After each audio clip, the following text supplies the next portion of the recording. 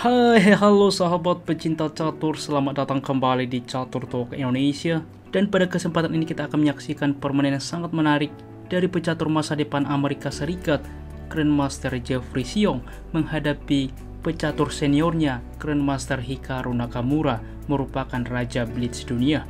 Dan bagaimana permainannya langsung saja kita simak di Catur Talk Indonesia.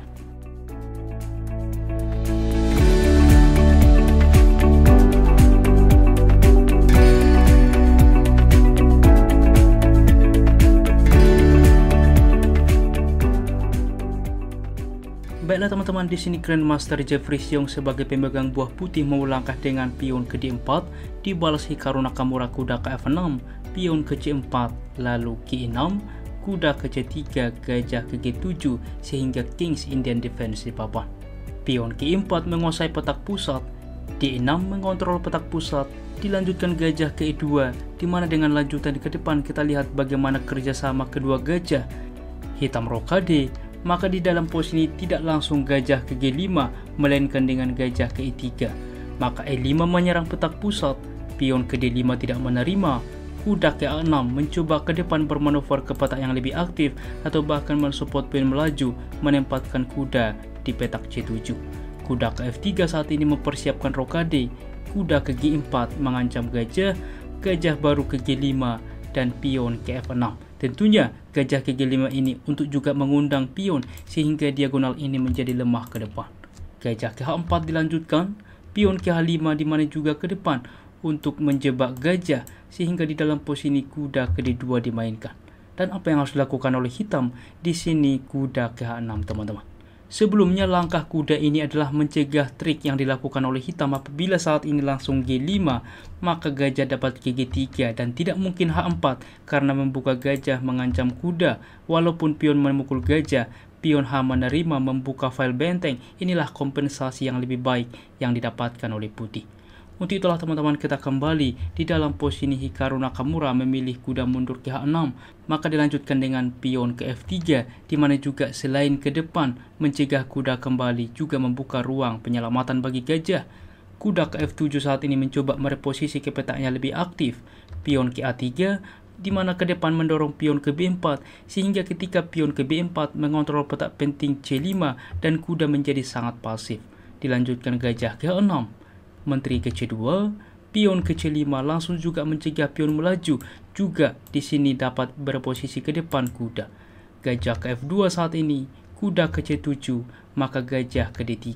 Dilanjutkan dengan gajah ke D7, pion ke B4 menawarkan pion, B6 mempersolid pion, di sini benteng ke B1, lalu F5 teman-teman. Mengambil inisiasi menyerang petak pusat.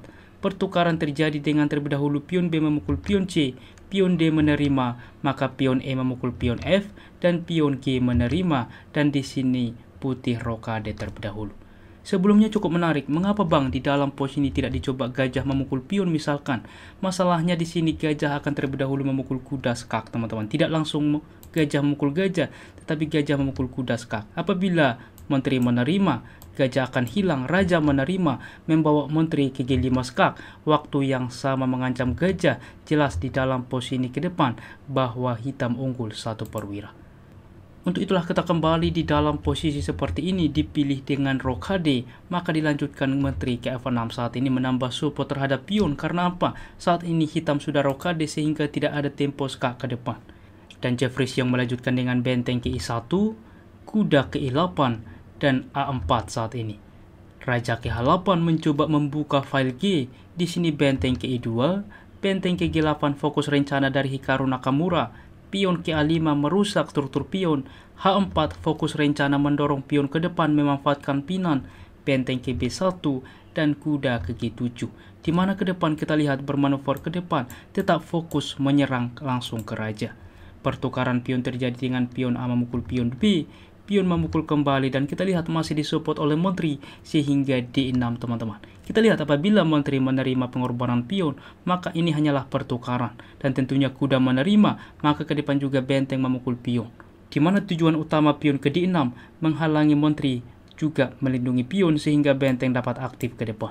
Hikaru melanjutkan dengan gajah ke E6, benteng memukul pion, kuda ke H5 fokus rencana, kuda ke B3, di mana juga mengancam pion, juga ke depan membuka, menambah support, melindungi pion.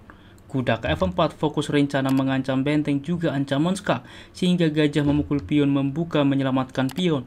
Saat ini terjadi pertukaran kualitas, kuda memukul benteng, menteri menerima, benteng ke B8 langsung juga menawarkan simplifikasi. Pertukaran terjadi, benteng memukul kembali, kuda ke B5 dan H3 teman-teman. Fokus rencana di dalam pos ini tidak langsung dilakukan oleh Hikaru Nakamura dengan benteng memukul kuda, walaupun mendapatkan kompensasi 2 kuda terhadap 1 benteng, tetapi putih ke depan memiliki pion ini teman-teman. Tetapi kita kembali teman-teman, ini hanyalah penundaan di mana terlebih dahulu H3 dimainkan lalu G3. Bagaimana bang jika di dalam pos ini memang cukup kompleks teman-teman apabila diterima pion gratis dari Hikaru Nakamura ini? Masalahnya Hikaru Nakamura sudah men-setup sebuah trik dengan kuda ke G5. Apabila menteri ke G2 mensupport pion, maka benteng ke G8 sangat-sangat berbahaya. Raja ke F1 menghindari pinan ke depan, maka kuda ke E4 teman-teman.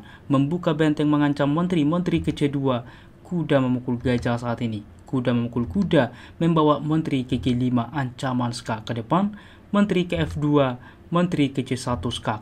Dan kita lihat teman-teman bagaimana langkah menteri sebelumnya juga mengakses 2 ruang teman-teman.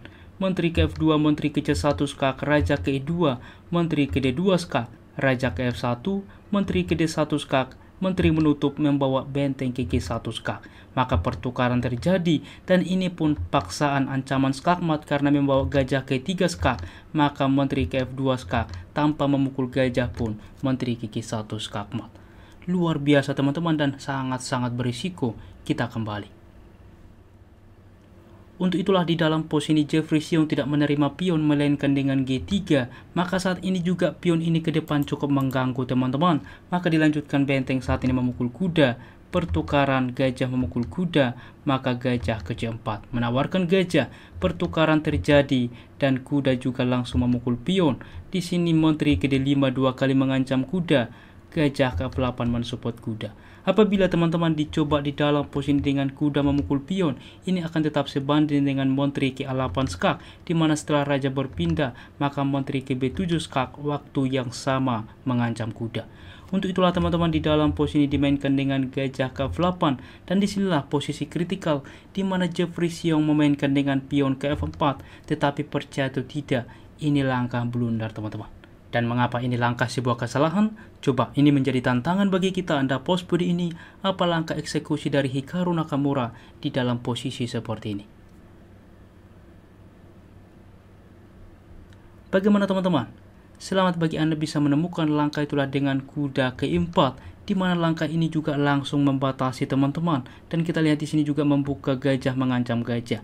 Maka gajah memukul gajah saat ini. Tentunya dengan ide apabila menteri memukul gajah, maka menteri memukul pion skak.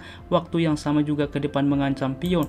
Akan tetapi Hikaru Nakamura sudah mengetahui ini, di mana setelah pion simpel memukul pion F, di sini juga bahwa Jeffrey Xiong menyerah teman-teman.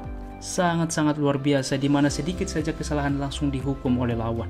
Sebelumnya teman-teman di dalam posisi seperti ini bahwa B6 simple salah satu opsi teman-teman. Akan tetapi dengan pilihan F4 langsung juga dihukum dengan kuda ke E4. Gajah memukul gajah, pion menerima. Di sini juga Jeffrey Xiong menyerah karena apa? Kita lihat ancaman skakmat dan pion ini cukup berpengaruh nyata teman-teman. Sehingga apabila dilanjutkan dengan menteri ke D1 mencegah ancaman skakmat, masalahnya di sini tidak langsung menteri memukul gajah, melainkan ada langkah lebih mematikan yaitu dengan menteri ke B6 skak. Salah melangkah langsung juga ancaman skakmat, raja ke H1 kuda memukul pion skak. Tiada pilihan kecuali diterima oleh pion membawa menteri ke B7 skak. Lihat, kemanapun raja melangkah kita ambil ke H2, menteri ke G2 skakmat. Inilah bagaimana pion yang ada di H3 dari Hikaru Nakamura sangat-sangat powerful. Dan semoga permainan ini bermanfaat bagi kita. Dan jika kawan-kawan suka dengan konten seperti ini, dukung kami dengan cara like, subscribe, dan juga share. Apabila ada saran ke depan dan juga request, jangan ragu tuliskan di kolom komentar dan kami akan berusaha membuat requestan dari Anda. Salam satu Toka Indonesia, sampai jumpa di video berikutnya. Keep sharing and keep loving. Bye bye.